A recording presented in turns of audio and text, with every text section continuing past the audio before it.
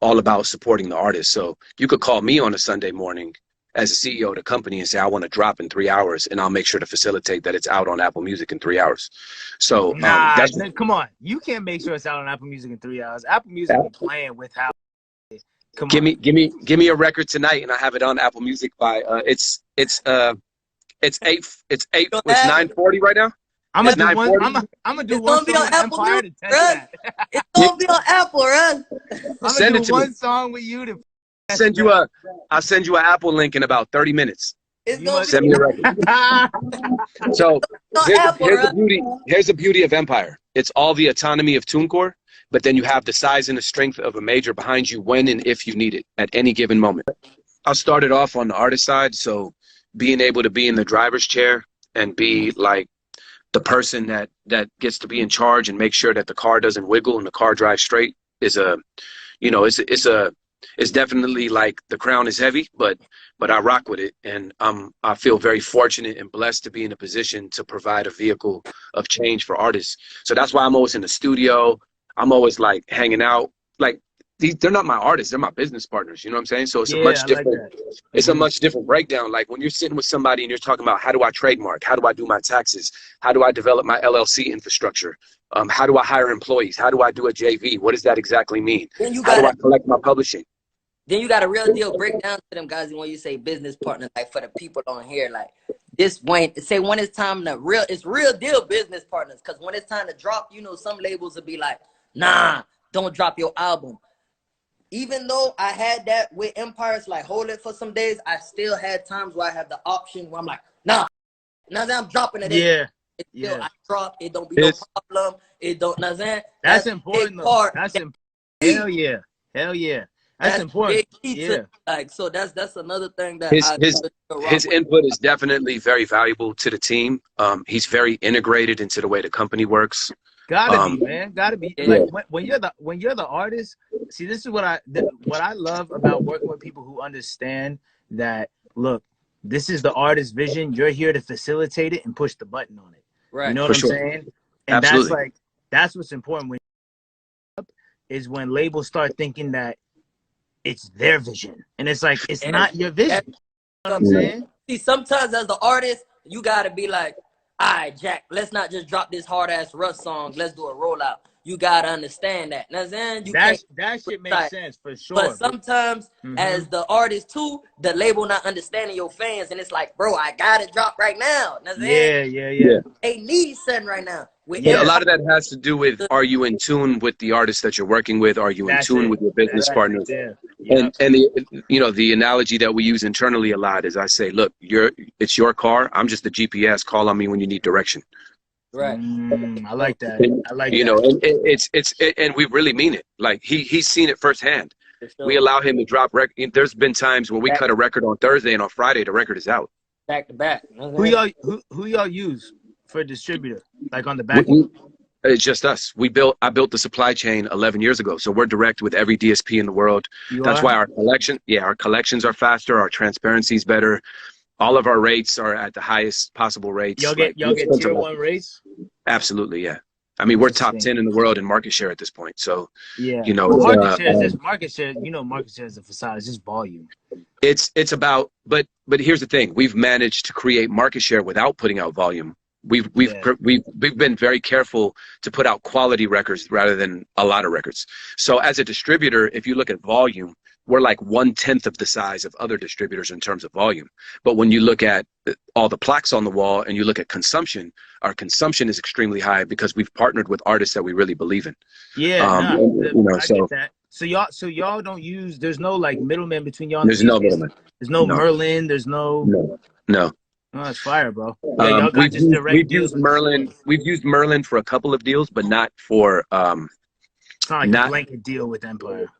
No, not for distribution. We don't use Merlin for distribution. Merlin is an agency that sometimes goes in and facilitates certain relationships.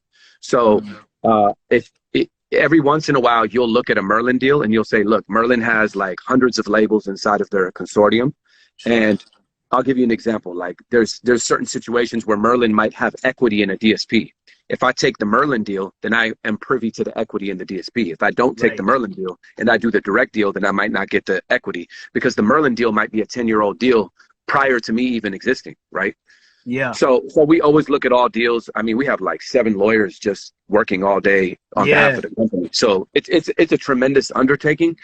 But when you're able to be direct with all the DSPs and have that full transparency on everything that's occurring from a marketing angle, from a development side, supply chain, reporting, analytics, that's why we're fundamentally so lean, and we're able to move so mean as a company, is because of the access to the information.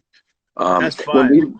The first year I was using InGrooves as my 2009, and then by 2010, I flew to France and went to a conference called MIDEM, which was a big music conference in France where all the executives met every year. Yeah. And, I just started going by myself every single year, like a fly on the wall, walking around the convention center, and started meeting Amazon and YouTube and all these companies. And I started building relationships, and I finally got some direct deals under my belt in like 2010 and 11.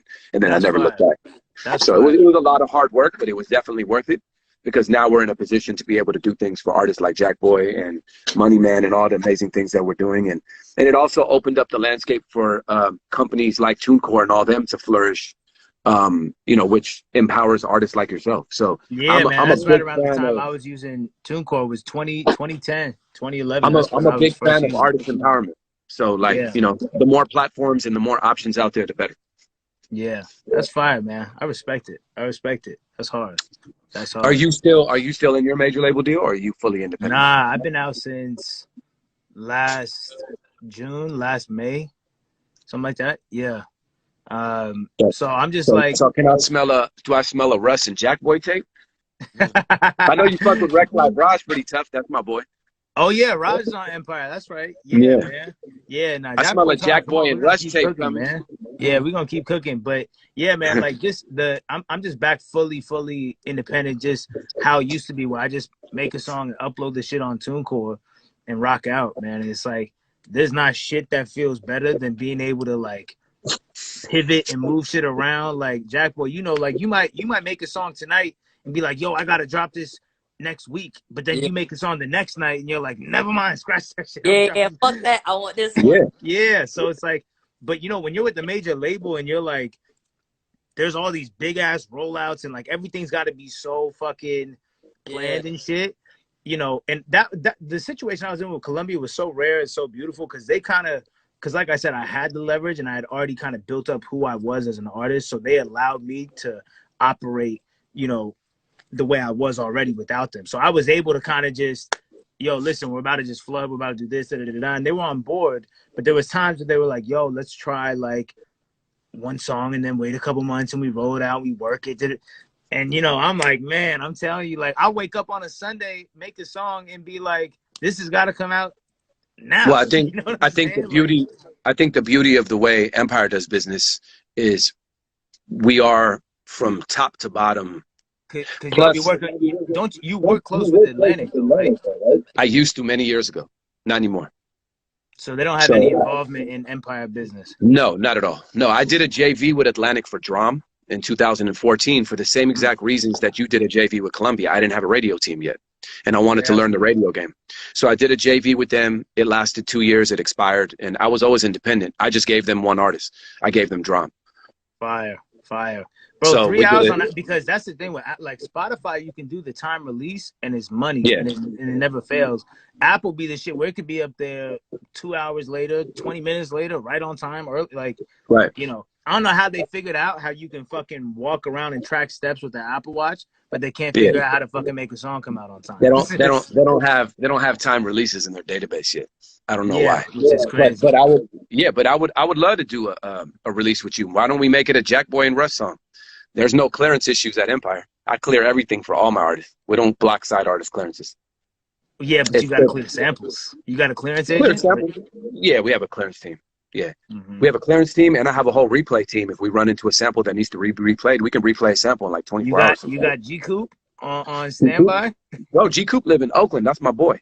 Yeah, man. I gotta tap in with G Coop. G Coop just be fucking like a maniac, bro. Bro, G Maniac. Coop, that's Rob Mandel. I sold him my Pro Tools system that he's probably still using till now, about 7, 8 years ago. Yo, That's my Jackboy, boy. I don't know if you know who G Coop is, but if you ever have a sample that He's motherfucker brilliant, is bro. not clearing, G Yeah. Coop will replay that shit To the exactly T. how it was. To Like the down T. to like the Bro, same this mic boy takers and was shit. replaying like Parliament samples for George Clinton. He's That's incredible. what I'm He's a saying. genius.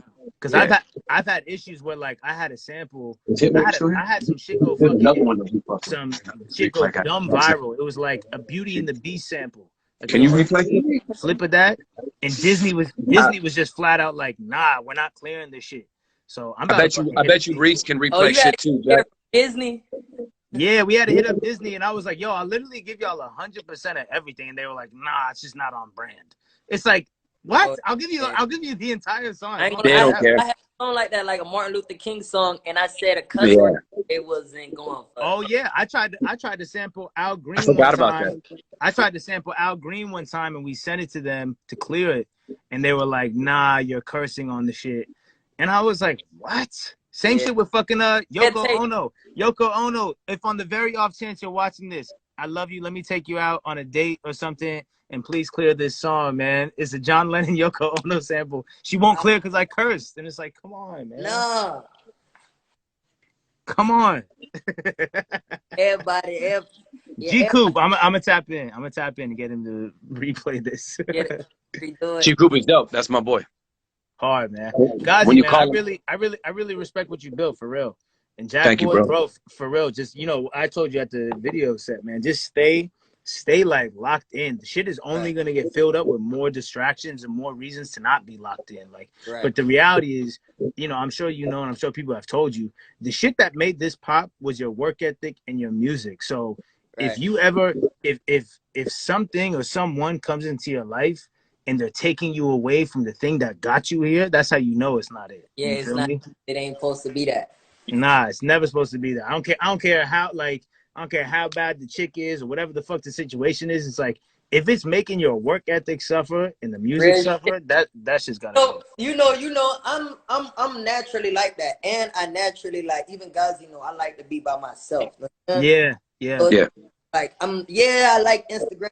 Yeah, I DM you and all that, but when it's time to go to the studio, 2-3 months, I'm not even trying to real Yo, deal. this man, I'm honestly, this man's work ethic is unbelievable. Like Hell he yeah. stays there all night. I love it. That's good, bro. I'm telling you, man, that's gonna win. That's gonna win. I would love Jack Boy, for you to how come out old? here and see our studio.